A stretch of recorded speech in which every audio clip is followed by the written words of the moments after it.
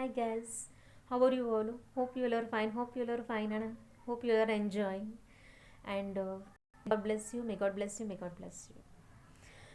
Welcome back to my YouTube channel. Today we will study about bronchial asthma. So, what is bronchial asthma? Bronchial asthma is a chronic inflammatory disease which is characterized by hyperresponsiveness of the bronchi to the number of stimuli like pollen grains, infectants, irritants, dust, psychogenics, leading to bronchoconstrictions of the air tubules, leading to mucosal congestions and breathlessness. This is bronchial asthma. Now, what is the pathophysiology behind bronchial asthma? See, each alveoli of the lung they contain certain mast cells, and these mast cells they contain certain bronchoconstrictor agents like leukotriene, then histamine, bradykinin.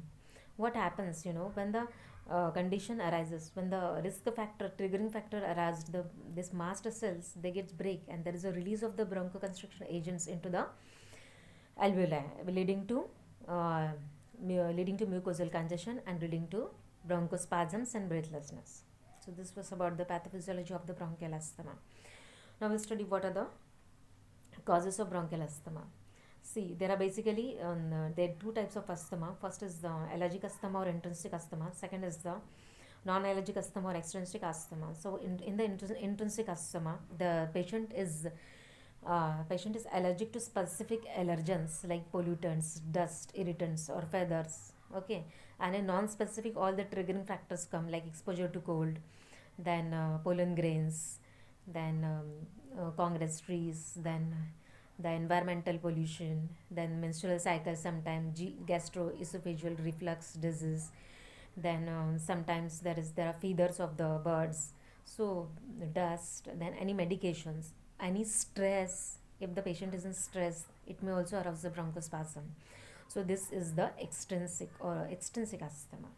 So we had seen the pathophysiology, causes, types, and of the asthma. Now we'll study what are the drugs which are used for the treatment of bronchial asthma. First are the bronchodilators.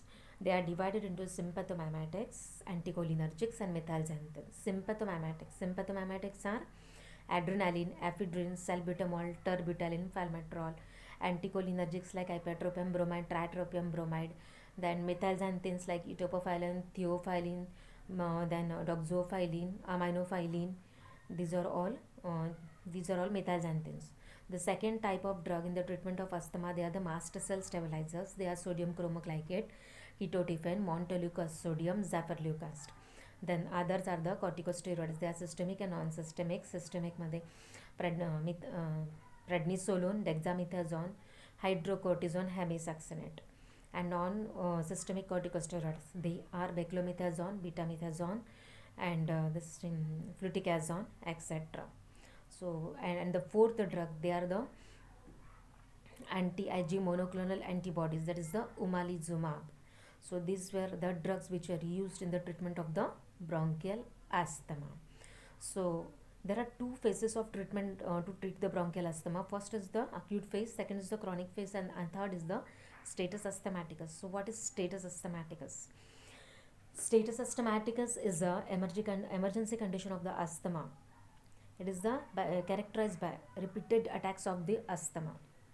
In status asthmaticus, we have to give we have to start immediately a proper position, humidified oxygen, corticosteroids like 200 mg hydrocortisone, hemisuccinate, prednisolone. We have to start a KCl solution. We have to start a BiPAP. Okay, then then this thing, we have to start KCl solution, and antibiotic should be started. Then IV fluid should be started.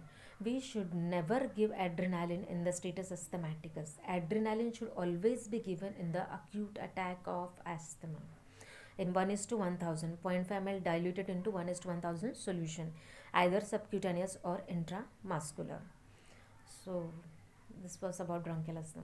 Hope you like my video. Please like it, share it, and maximum like my channel and subscribe it.